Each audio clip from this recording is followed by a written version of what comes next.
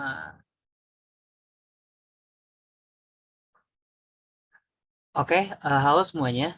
Perkenalkan, saya Fatur Rahman Irwansa dan teman saya Muhammad Dafa Haji Putra. Kami dari kelompok 22.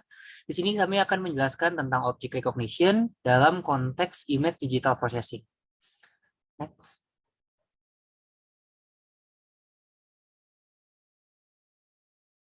Oke. Di sini ada outline yang akan kita bawakan dalam presentasi kali ini, yaitu ada pendahuluan untuk menjelaskan object recognition secara garis besar di awal, terus ada patterns and pattern class, recognition based on decision theoretic methods, structural methods, simulation MATLAB, dan terakhir ada kesimpulan. Next. Nah, ini adalah bagian pendahuluan yang pertama. Next.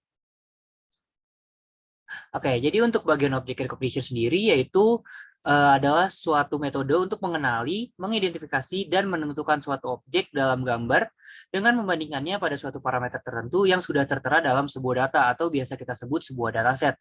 Contohnya pada gambar yang ada di sebelah kanan bawah di sini, di situ ada gambar yang mengidentifikasi notebook, laptop, kacamata, kopi, dan iPhone.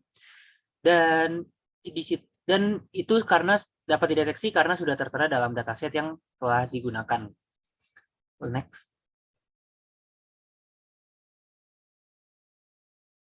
Nah, selanjutnya ada tahapan dalam object recognition secara garis besar.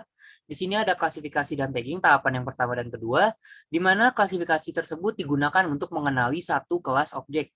Jadi misalkan pada gambar yang sebelah kiri itu suatu gambar akan diklasifikasikan menjadi satu kelas objek, yaitu ada anjing dan kucing, di mana anjing itu presentasinya lebih besar. Dan untuk tagging sendiri, tagging itu digunakan untuk menandai beberapa objek dalam gambar. Jadi bukan hanya satu kelas saja, satu objek saja, tapi beberapa objek yang ada dalam gambar. Nah, klasifikasi dan tagging ini digunakan untuk mengidentifikasi apa yang ada dalam gambar berdasarkan tingkat kesesuaian pada parameter data yang sudah digunakan. Boleh next.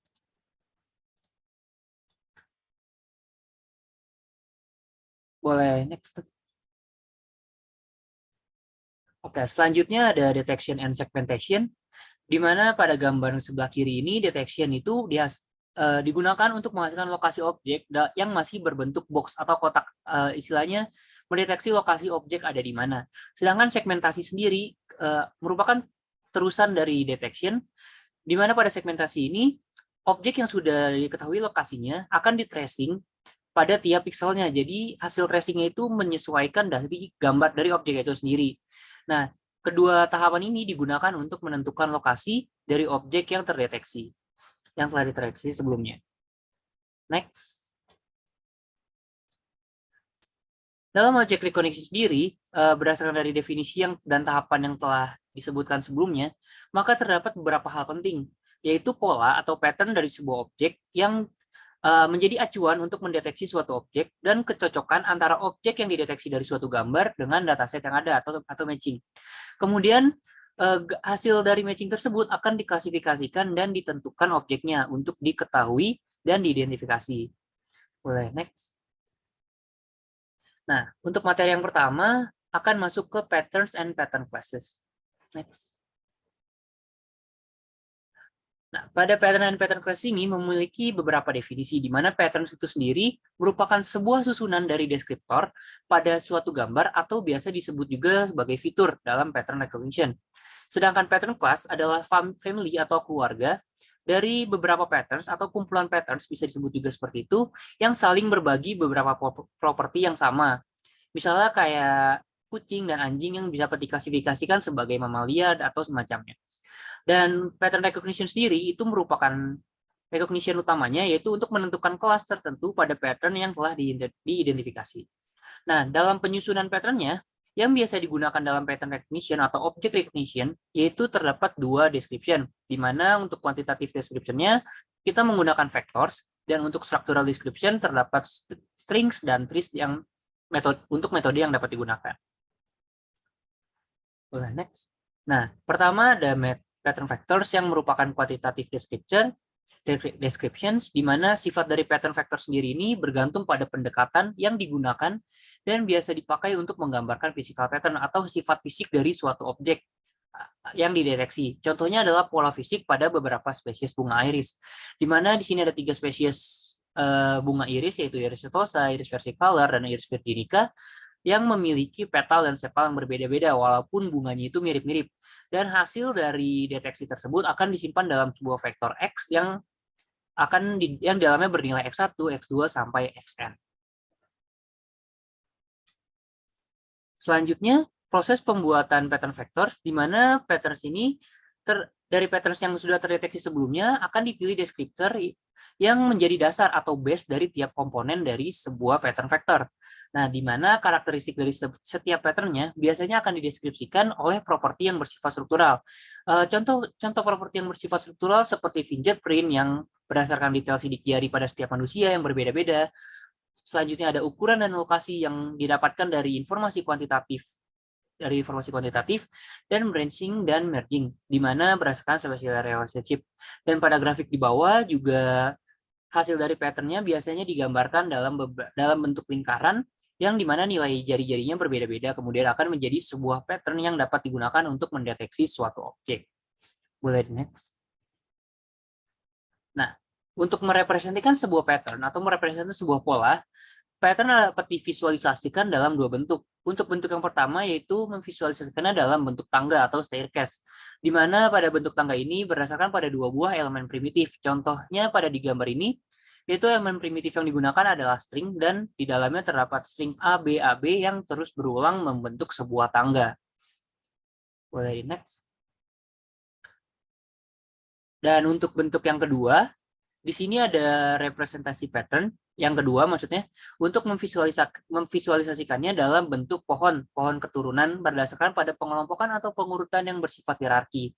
Di mana pada pohon tersebut misalkan ada sebuah gambar dari sebuah kota, maka akan diklasifikasikan di dalam gambar tersebut ada downtown dan residential, di mana akan diturunkan lagi menjadi buildings, highways, housing, shopping malls, dan lain-lain.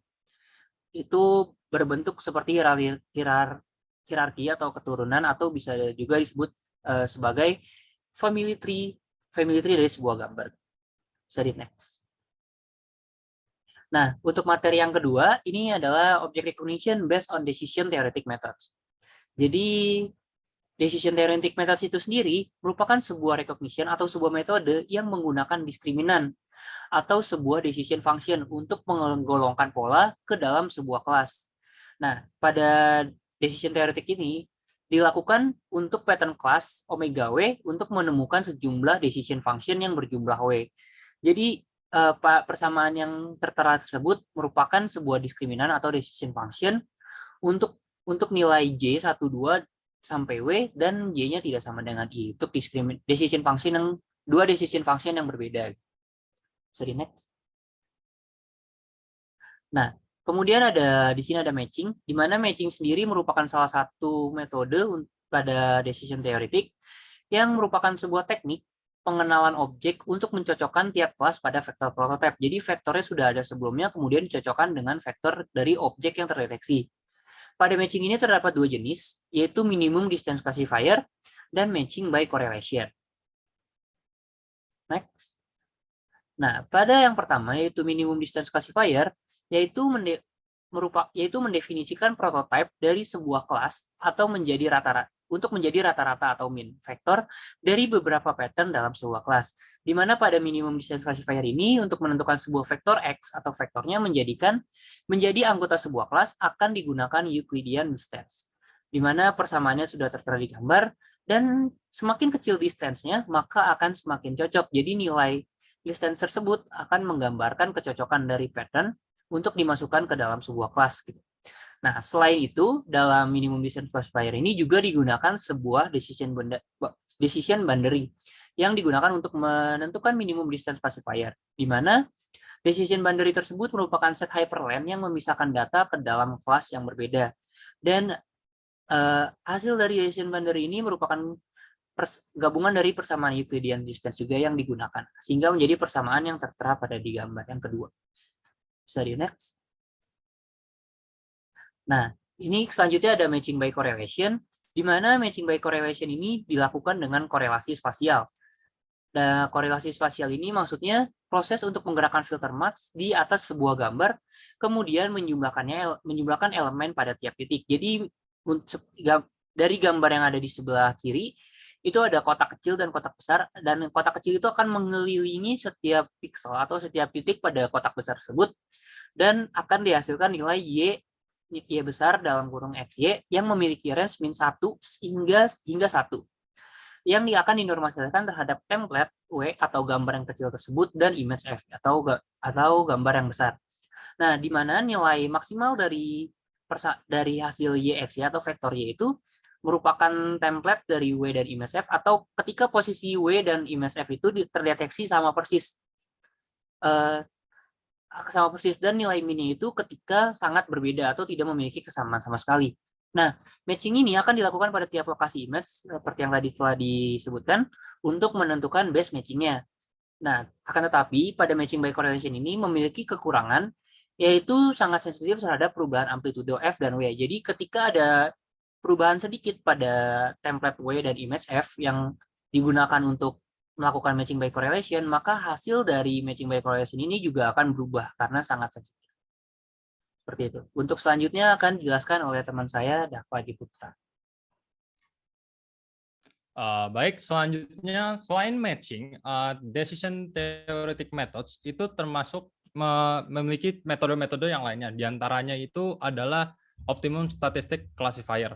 Nah, optimum statistic classifier ini itu adalah sebuah pendekatan probabilistik yang digunakan untuk object recognition.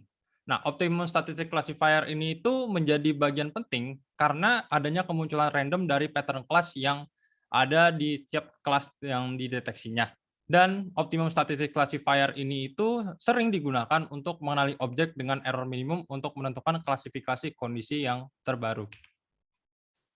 Nah, dasar dari optimum statistic classifier sendiri itu adalah teori dari probabilitas, di mana probabilitas itu dianggap sebagai sebuah pattern X yang berasal dari kelas omega I, di mana pattern tersebut dinotasikan sebagai P omega I dibagi dengan X. Nah, ketika suatu pattern classifier itu salah mengenali asal suatu pola, misalkan patternnya tersebut berasal dari kelas omega J, maka akan terjadi loss atau yang biasa disimbolkan dengan LIJ. Nah, agar loss itu berkurang nilainya, kita sebagai pemrogram bisa menerapkan suatu classifier tambahan yang disebut sebagai bias classifier untuk mengurangi rata-rata loss yang terjadi pada pengenalan suatu pola atau pattern.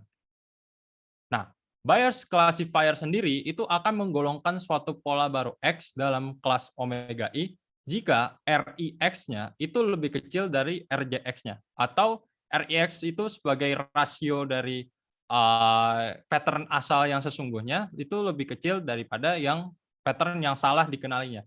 Sehingga akan menghasilkan rumus yang bisa dilihat di gambar dengan Px dibagi omega K itu merupakan probability density function. Nah, nilai loss dari salahnya suatu optimum statistic classifier untuk mengenali suatu pola itu dipertimbangkan dengan rumus 1 dikurang, ini bisa lihat di gambar juga. Kemudian dari semua perhitungan atau rumus-rumus tersebut, berdasarkan decision theoretic method, bentuk dari decision function bias classifier akan menjadi DJX sama dengan PX dibagi WJ dikali dengan PWJ dikali dengan J.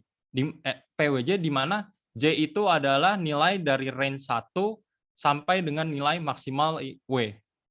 Nah, bias classifier ini itu sangat sering diterapkan pada suatu pemindaian yang dilakukan oleh suatu pesawat atau suatu satelit atau stasiun luar angkasa dalam suatu citra multispektral. Nah, bias classifier itu digunakan dikarenakan volume dari citra yang diklasifikasi itu sangatlah luas, sehingga dibutuhkan analisis yang lebih dalam untuk bisa membuat suatu remote sensing yang otomatis pada klasifikasi yang diterapkan pada platform-platform tersebut. Nah, bias classifier ini sendiri itu bisa diterapkan pada berbagai macam penerapan yang biasa dilakukan oleh suatu satelit ataupun stasiun luar angkasa dan juga pesawat. Misalkan sebagai penggunaan suatu lahan, lalu juga penggunaan suatu tanaman, pendeteksian penyakit suatu tanaman, lalu kondisi dari udara dan air di suatu lingkungan, kondisi cuaca pada lingkungan tersebut, dan berbagai macam aspek yang dapat mempengaruhi keberlangsungan dari suatu lingkungan. Bias classifier sangat bermanfaat di sana dikarenakan volume citranya yang cukup kompleks sehingga dengan bias classifier akan lebih mudah untuk diproses. Nah, lanjut ke salah satu metode terakhir yang bisa diterapkan menggunakan decision theoretic methods, yaitu neural networks. Neural networks dalam image digital processing bukanlah suatu hal yang asing. Dikarenakan neural networks itu adalah bagian dari machine learning dan merupakan inti dari algoritma deep learning, suatu teknologi yang sedang naik saat ini.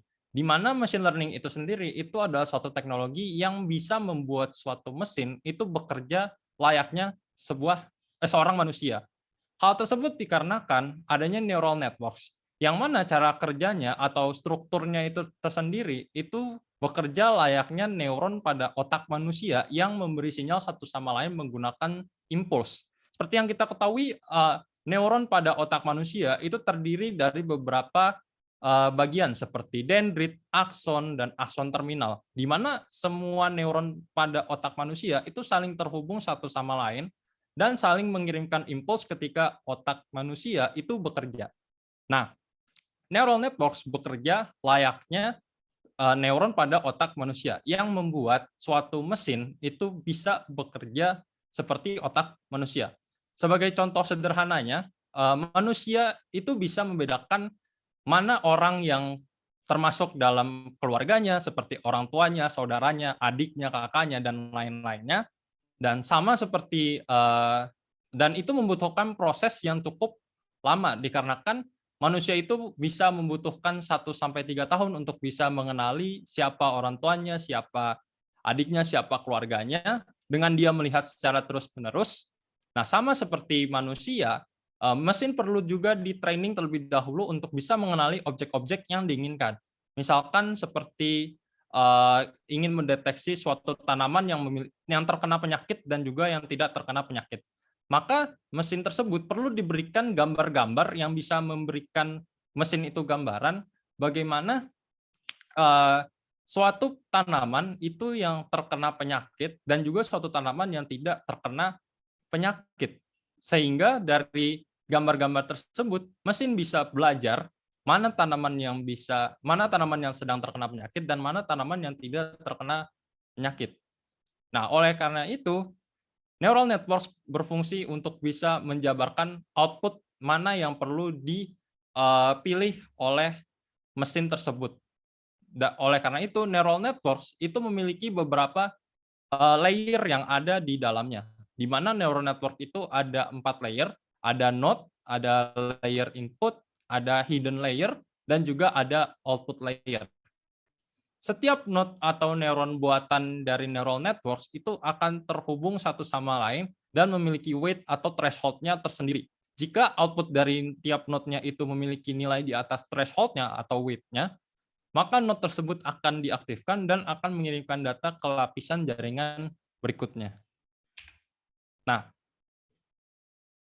ini adalah contoh bagaimana neural networks itu bekerja. Neural network sendiri itu ada yang di bagian kanan, di mana kalau kita lihat di gambar ini merupakan contoh neural network dengan 3 layer, di mana layer pertama ada di bagian input layer yang ini, lalu yang 2 ini termasuk dalam satu layer, di mana ini adalah hidden layer dengan 2 layer di dalamnya, lalu di bagian terakhir itu ada output layer.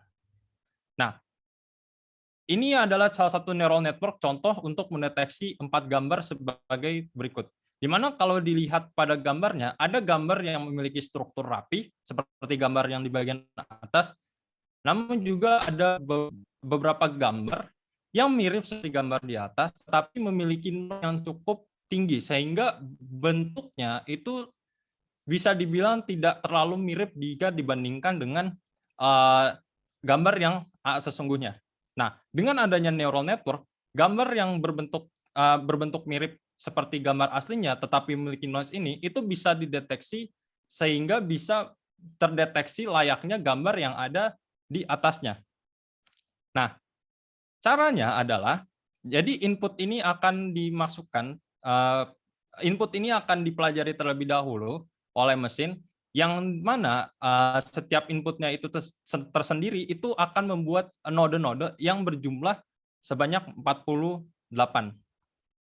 Nah, kemudian semakin mendekati output, jumlah node yang ada di neural networks itu akan semakin dikit. Supaya hasil dari node-node tersebut itu akan semakin dekat menuju ke output layer-nya. Jikalau dilihat semakin dekat ke output layer, jumlah node yang ada di layer B itu lebih sedikit daripada di layer A, di mana layer A memiliki 48 node dan di layer B itu memiliki 26 node. Dari 26 node ini, kita bisa mengarahkan dia perlu untuk menuju ke output atau node output yang mana untuk merepresentasikan antara shape 1 hingga shape 4. Jadi semisal input pattern-nya itu ada di X30, maka neural network ini itu akan mengaktifkan node-node yang sesuai dengan di mana output-nya itu berada. Jadi semisal kita ingin mendeteksi shape 3 dan input di input layer itu ada di X33 misalkan. Nah, dari X33 tersebut itu akan diarahkan untuk semakin dekat menuju ke node di mana shape 3 itu berada. Nah, kurang lebih seperti itulah bagaimana neural networks itu bekerja. Layaknya otak manusia yang bekerja menggunakan impuls atau mengirimkan sinyal menggunakan impuls. Nah, selain decision theoretic methods, object recognition juga bisa dilakukan menggunakan structural methods. Apa yang membedakan antara kedua metode tersebut? Structural method itu akan melakukan object recognition menggunakan struktur dan jenis relasi dari objek itu sendiri. Sedangkan decision theoretic method itu akan menggunakan pendekatan secara kuantitatif, menggunakan data-data yang diberikan pada mesin tersebut atau untuk melakukan object recognition. Nah, structural method sendiri itu hanya memiliki dua tipe, yaitu matching shape numbers dan string matching.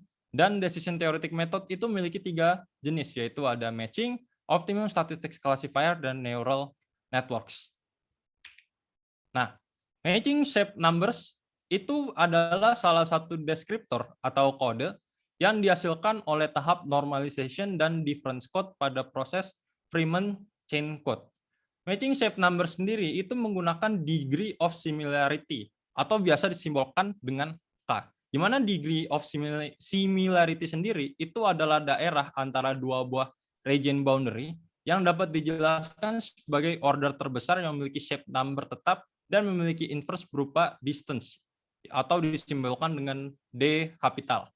Nah, sebagai contoh, misalkan ada 6 objek pada gambar kiri ini, di mana kita ingin coba mencocokkan bagaimana satu objek itu berkorelasi dengan objek-objek yang ada di lainnya. Nah, dari hasil korelasinya menggunakan matching shape numbers terbentuklah tree sebagai berikut. Di mana A terlebih dahulu terpisah dengan semua objek-objek yang ada di dalam gambar ini. Itu mengartikan A memiliki degree of similarity yang paling kecil di antara semua objek-objek yang ada di dalamnya. Dikarenakan degree dari A jika dibandingkan dengan B, C, D, E, F itu memiliki kesamaan sebesar 6 degree saja. Sedangkan kalau jika dilihat yang lainnya, C dan F itu memiliki degree yang cukup besar atau paling tinggi di antara semuanya. Hal tersebut dikarenakan C dan F itu memiliki similaritas yang paling dekat atau yang paling mirip dibandingkan dengan objek-objek yang lainnya. Sehingga C, jikalau dibandingkan dengan F, akan memiliki degree similarity yang paling besar. Sedangkan jika C coba disamakan dengan objek yang lain, misalkan dengan D dan E, yang mungkin kalau kita lihat dari kasat mata itu memiliki perbedaan yang memang cukup jauh, itu memang memiliki degree of similarity yang tidak terlalu tinggi layaknya dengan F. Oleh karena itu, degree of similarity-nya hanya 8 saja. Jadi seperti itulah bagaimana matching shape numbers melakukan object recognition. Nah, kemudian yang berikutnya itu ada string matching. Di mana string matching itu sendiri didefinisikan sebagai suatu region boundary A dan B yang dikonversikan menjadi string yang ditunjukkan oleh A1, A2 hingga AN dan B1, B2 dan BN. String matching sendiri itu memiliki dua komponen. Yang pertama itu adalah alpha yang didefinisikan sebagai kesamaan pada string di posisi K jika AK itu sama dengan BK. Lalu yang kedua adalah beta, di mana itu adalah jumlah simbol yang tidak match satu sama lainnya. Jikalau dibandingkan antara menggunakan alpha, beta bisa didefinisikan sebagai nilai maksimum dari nilai mutlak dari A dan B dikurang dengan nilai alfanya. Nah, dua komponen ini bisa dibandingkan satu sama lain yang membentuk rumus rasio, di mana rasio ini itu digunakan untuk mengukur kemiripan dari string yang terbentuk. Semakin besar nilai rasio nilai rasionya, maka semakin mirip pula kemiripan kedua string tersebut. Rumus rasio sendiri itu adalah alfa dibagi dengan beta, di mana beta itu sendiri bisa diganti menggunakan rumus yang sebelumnya. Nah, sebagai contoh, pada gambar yang di bagian kanan, A dan B itu adalah contoh dari dua objek kelas objek yang berbeda. Sedangkan C dan D, yaitu gambar yang ada di bawahnya, itu adalah kemungkinan poligonal yang terbentuk atau yang telah diubah menjadi sebuah string. Dan di bagian E sampai G, yaitu pada tabel-tabel berikut ini adalah perbandingan antara gambar satu atau objek satu dengan objek 2. Yang jika dibandingkan, maka rasio antara objek 1 dan objek 2 itu adalah sebagai berikut. Di mana objek 1E dengan 2A dan 2B lah yang memiliki nilai paling tinggi, sehingga ini memiliki kemiripan string yang paling mirip di antara semua string yang terbentuk dari objek 1 dan objek 2. Baik, selanjutnya kita akan coba melakukan simulasi menggunakan MATLAB terkait object recognition. Untuk object recognition yang kita akan lakukan, kita akan menggunakan metode matching by correlation, menggunakan decision theoretic methods. Nah, jika kita lihat pada bagian programnya, program terlebih dahulu akan membaca gambar acuan utama kita, yaitu di mana gambar acuan utama kita itu adalah capture1.jpg yang berbentuk sebagai berikut. Ya, jadi ini ada suatu gambar yang disebut capture1.jpg, di mana ini terdiri dari beberapa objek-objek buah seperti ada gambar jeruk, ada gambar pisang, ada gambar lemon, strawberry, apel, dan lain-lainnya. Nah, kemudian gambar tersebut akan diubah dari yang tadinya menggunakan RGB menjadi suatu grayscale image. Hal tersebut dikarenakan grayscale image hanya memiliki dua nilai saja, yaitu nilai 0 dan nilai 255 atau biasa didefinisikan sebagai 1. Sehingga lebih mempermudah bagi mesin untuk bisa mendeteksi mana pattern yang paling mirip di antara semua objek yang ada di gambar tersebut. Nah, kemudian di bagian yang kedua, ini ada bagian yang mendefinisikan pattern apa yang akan kita coba deteksi di gambar tersebut, di mana gambar kedua itu berbentuk seperti ini, di mana gambar bagian dalam dari jeruk lah yang akan coba kita deteksi pada objek tersebut, yang mana saja yang termasuk dalam objek-objek ini, layaknya capture2.jpg. Sama seperti gambar yang pertama, gambar kedua perlu kita ubah juga menjadi grayscale image agar lebih mudah untuk diketahui yang mana yang termasuk dalam gambar tersebut. Nah, kemudian kedua gambar tersebut akan diterapkan cross correlation 2D di dalamnya. Sehingga akan dicari tahu mana gambar-gambar atau objek-objek yang ada di gambar tersebut yang memiliki kemiripan paling tinggi di antara semua semua objek yang ada di gambar tersebut. Setelah ditemukan, kita akan membentuk Y-new dan X-new, dan kemudian kita akan membentuk suatu persegi panjang yang mendefinisikan mana saja pattern yang paling mirip di antara objek-objek yang ada di dalam gambar tersebut. Jika kita coba run program ini, maka akan menghasilkan pattern-pattern sebagai berikut. Jadi kita lihat ini original image-nya, lalu ini ada figur pattern-nya, didefinisikan sebagai figur 2, dan jika kita lihat itu ada 4 objek yang berhasil terdeteksi oleh program yang memiliki kemiripan layaknya gambar pattern berikut. Nah, sayangnya ada satu pattern di sini yang tidak berhasil terdeteksi. Dan juga ada banyak gambar-gambar lainnya yang tidak terdeteksi. Nah, untuk bagian yang tidak terdeteksi seperti karena terpotong, karena pattern yang kita ingin cari adalah pattern dengan bentuk sebagai berikut, maka ya program hanya akan bisa mendefinisikan gambar-gambar inilah yang memiliki kesamaan dengan pattern.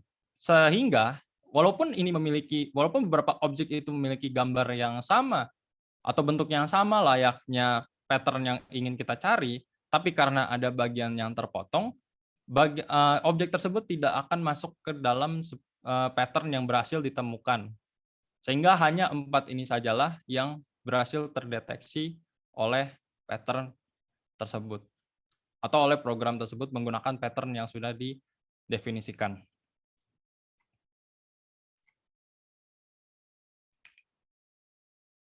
Oke, lanjut ke kesimpulan dari materi object recognition ini.